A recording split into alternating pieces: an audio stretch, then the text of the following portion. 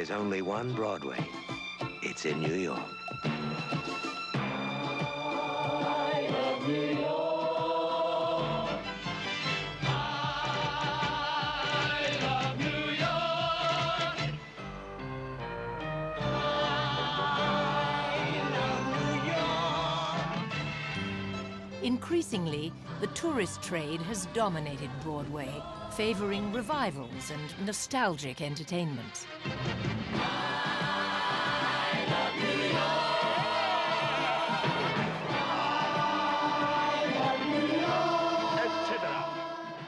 But the most successful shows in the years to come, in fact, the most successful in Broadway history, came from theatres in London, where a young British producer found a way to make the American musical a truly international phenomenon.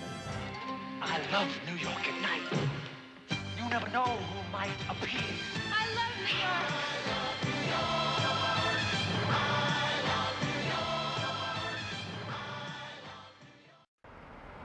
42nd Street ran for over 8 years on Broadway, but the next musical to occupy the Winter Garden Theatre would play for a record-breaking 18 years.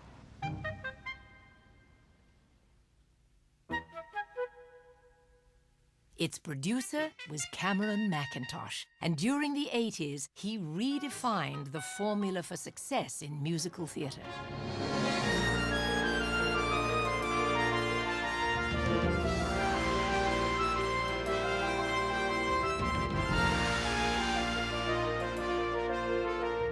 To create a show on Broadway, which is something I've never done and never will do, would cost me nearly twice as much money as doing it in London.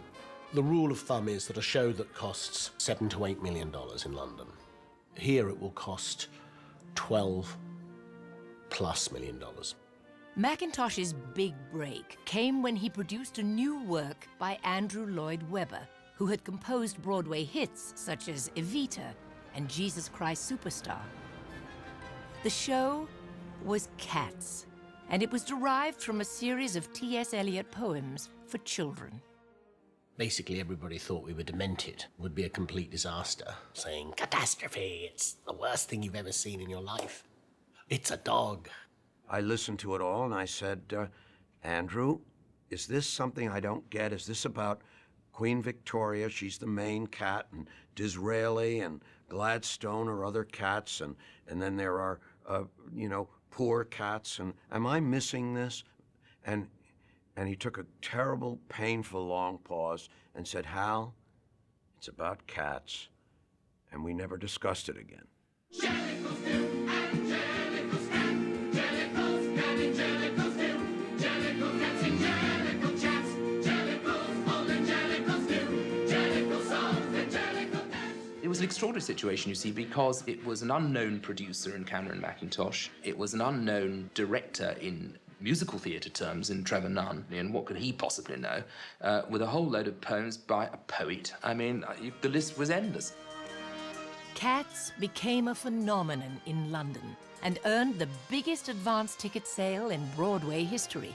It was entirely unconventional and had almost no storyline, yet audiences could not resist the dancing felines. A lot of the success had to do with the fact that the show reached across perceived barriers of every kind.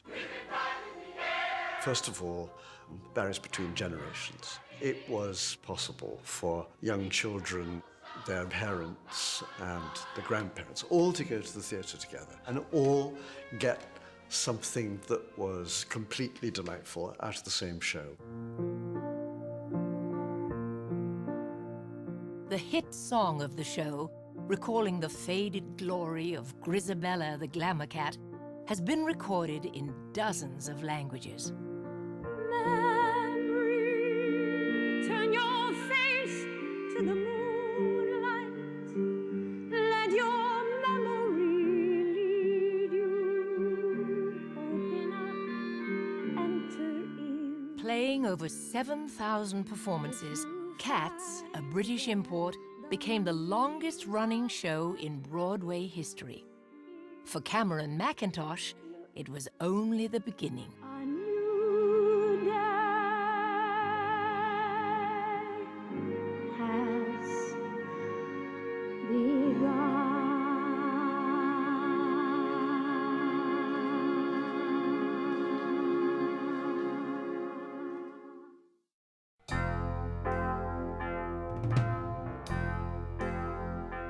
Do you hear the people singing a song of anger? After Cats, Cameron Mackintosh imported other blockbusters from London and Paris, including Les Miserables, The Phantom of the Opera, and Miss Saigon.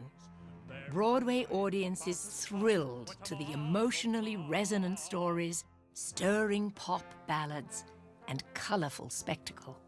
It was the spectacle that beguiled us and we found thrilling, and it was actually truly the case that we began to applaud the chandelier for falling in Phantom and the Opera. We didn't, or we applauded the poor sons of bitches in the Les Miserables who had to keep up with the turntable as they were singing.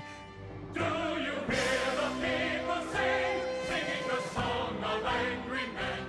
If you're dealing with big themes, you've got to have it big visually as well as big musically. You're seeing emotions painted larger than life. And if you paint them smaller than life, you might as well sit at home and watch telly or look in the mirror.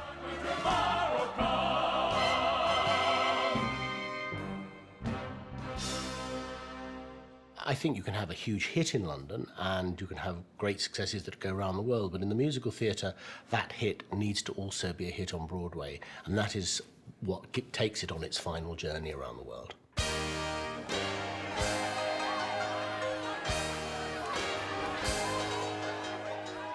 Mackintosh conceived of Broadway as the centerpiece for marketing shows around the world.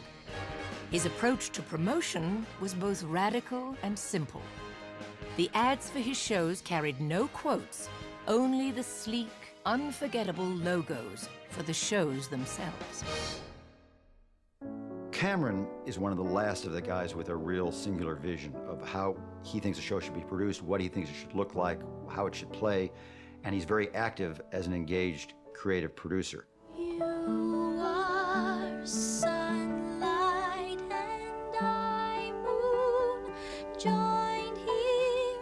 There aren't many of those types around anymore. Sky with the flame of love. With scores by Andrew Lloyd Webber and the French team of Alain Boublil and Claude-Michel Schoenberg, Mackintosh's 4 top shows have grossed revenue of over $8 billion worldwide.